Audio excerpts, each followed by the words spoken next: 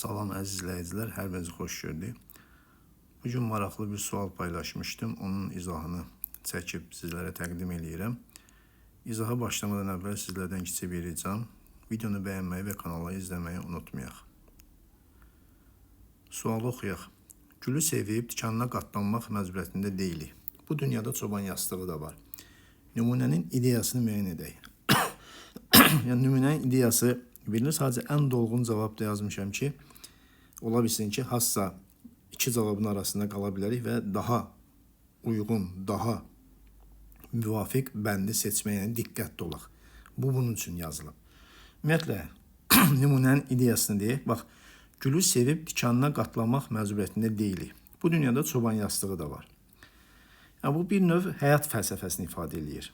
Yəni, bu nədir? Məsələn, gül ənəvi olaraq burada gözəlliyi, sevgini təmsil edir. Amma onun tikanı da var. Yəni, onunla yanaşı əziyyət, ağrı da gəlir. Lakin müəllif deyir ki, baxın, gülü sevib tikanına qatlanmaq məcburiyyətində deyilik. Yəni, bu sözü deyən adam, bu əziyyətlərə qatlanmaq istəməyən adamdır. Aydın oldu, deyir ki, yəni, bu tikanlı gözəlliyə möhtac deyilik. Yəni, əziyyət çəkərək gözəlliyə çatmaq yeganə yol deyil. Bunun əvəzinə çoban yastığı da var. Yəni, bunu söyləyən müəllif, bunu deyən şəxs, yəni gülün tikanına qatlanmağı istəməyən şəxsdir. Aydınlı, bunu qəbul etməyən şəxsdir. Yəni, bir növ bu müasir gənclik deyək də, Z kuşağı deyirlər, düzdür. Bu gənclikdir ki, rahatlıq axtaran.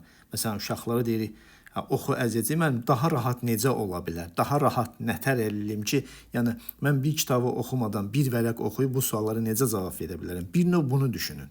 Aydın oldu, yəni instituta girmək istəyir, amma hazırlaşmadan girmək istəyir. Bax, bu tipli nədir?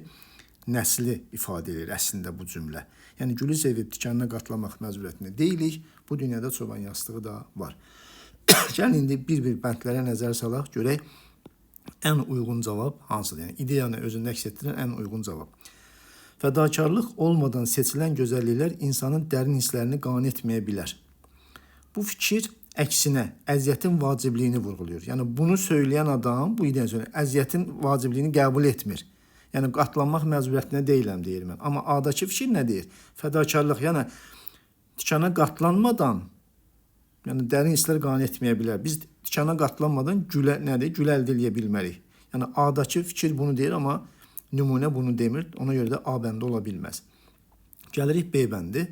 Müzakirələr, onu deyim ki, bu sualı WhatsApp qrupumuzda müzakirəyə atmışdıq. Müzakirədə iştirak edən hər kəsə buradan təşəkkürümü bildirirəm. B deyənlər də var. Məsələn, insan sadəliyin gözəlliyini yalnız mürəkkəb olanın ağrısını yaşadıktan sonra dərk edir. Yəni, burada gözəlliyin yalnız mürəkkəb olan ağrısını yaşadığını dərk edəndə mətndə belə bir arzuluq yoxdur ki, mətndə yəni bu ağrını yaşayıb sonra nəyisə nail olmaq yoxdur burada. Yəni, B ümumiyyətlə əlaqəsi yoxdur mətinlə. Yəni, mətndə deyir ki, gülü sevib tikanına qatlanmaq məcburiyyətində deyilik. Bu dünyada çoban yastığı da var. Yəni, insan sadəliyin gözəlliyini yalnız mürəkkəb olan ağrısını yaşadığını dərk edir. Bunun mətndən, yəni bu nümunə ilə əlaqəsi yoxdur. Yəni belə bir ardıcıllıq yoxdur. Yəni, sadəliyin qiyməti əzabdan sonra anlayışına işarə yoxdur bu nümunədə. Ona görə də B uyğun deyil. Gəlirik ən çox müzakirələrə səbəb olan C bəndi.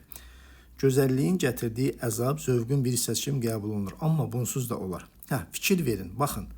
Bu C variantı əgər nümunə bura qədər olsaydı, gülü sevib tikanına qatlanmalıyıq olsaydı, bəli, C ola bilərdi. Əgər B desəydi ki, gülü sevib tikanına qatlanmaq lazımdır, amma başqa yol da var. Belə olsaydı, C bəlkə uyğun ola bilərdi. Amma bu nümunədə konkret nə deyir?